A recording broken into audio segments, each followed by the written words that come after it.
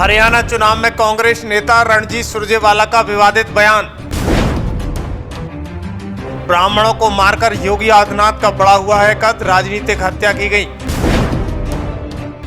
UP में एक एक व्यक्ति को चुन चुनकर आदित्यनाथ ने मारा, अपना असली नाम बताने से डरते हैं योगी।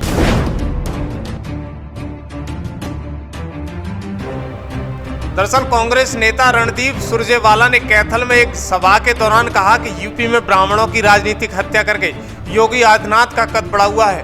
उन्होंने कहा कि यूपी में ब्राह्मण नेतृत्व खत्म कर दिया गया है, ये सोची समझी साजिश है। आपको पता हो कि हरियाणा विधानसभा चुनाव जैसे जैसे करीब आता जा रहा है, नेताओं के आरोप प्रत्यारोप भी तीखे होते जा रहे हैं। कैथल के एक ब्राह्मण समाज सम्मेलन में कांग्रेस नेता रणदीप सुरजेवाला ने यूपी के सीएम योगी आदित्यनाथ को लेकर विवादित बयान दिया है।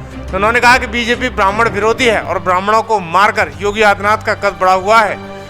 सुरजेवाला ने कहा कि सब जानते हैं कि इस देश का नेतृत्व सबसे बड़े प्रांत उत्तर प्रदेश में आता है, इसलिए अगर योगी आदित्यनाथ को जिंदा रखना है तो ब्राह्मण समाज को मारना पड़ेगा। उनको मारकर उनकी राजनीति बढ़ेगी और उनका कद बढ़ेगा।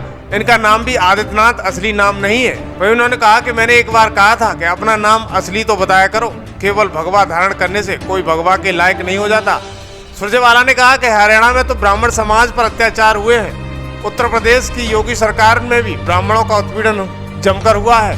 आखिर यूपी का ब्राह्मण नेतृत्व कहाँ गया? वहाँ हर व्यक्ति चुन चुनकर बीजेपी के लोगों ने नकारा है।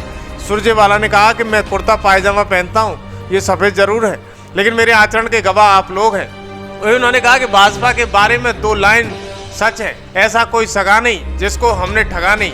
आप कानपुर, बनारस व तमाम सारे राज्यों को लेकर रणजीत सुरजेवाला सीएम योगी और भाजपा को खींचते हुए नजर आए।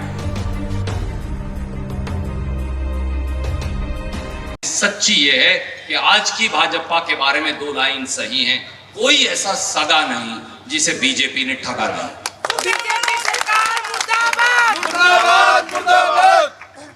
क्या हुआ पूरे उत्तर प्रदेश के ब्राह्मण नेतृत्व को? कहां गया बीजेपी का पूरा उत्तर प्रदेश का ब्राह्मण नेतृत्व? एक एक व्यक्ति से जाकर पूछ लीजिए, कानपुर पूछिए, बनारस पूछिए, लखनऊ पूछिए, मेरठ पूछिए, एक एक व्यक्ति को चुन चुनकर आदित्यनाथ ने मारा है। एक एक व्यक्ति को चुन चुनकर चिन्हित करके पंडित जी बीजेपी के लोगों ने नकारा है। एक एक व्यक्ति को चुन चुनकर उनके नेतृत्व को समाप्त किया है, क्योंकि सब जानते हैं कि नेतृत्व इस देश का सबसे बड़े प्रांत से आता है और वो उत्तर प्रदेश है। इसलिए अगर आदित्यनाथ को जिंदा रखना है तो ब्राह्मण समाज को मारना पड़ेगा। उनको मारकर उसके बाद उनकी राजनीतिक जो मार है, उसके बाद फिर आदित्यनाथ का कद बढ़ा हुआ। अजय सिंह बिष्ट उर्फ आदित्यनाथ, जिसका नाम भी आदित्यनाथ असली नहीं, आया था यहाँ जलसा करने हरियाणा में। मैंने पूछा, अजय सिंह बिष्ट अपना नाम तो असली बता दिया करो जो माँ बाप ने दिया था, कम से कम अपने आप को आदित्यनाथ।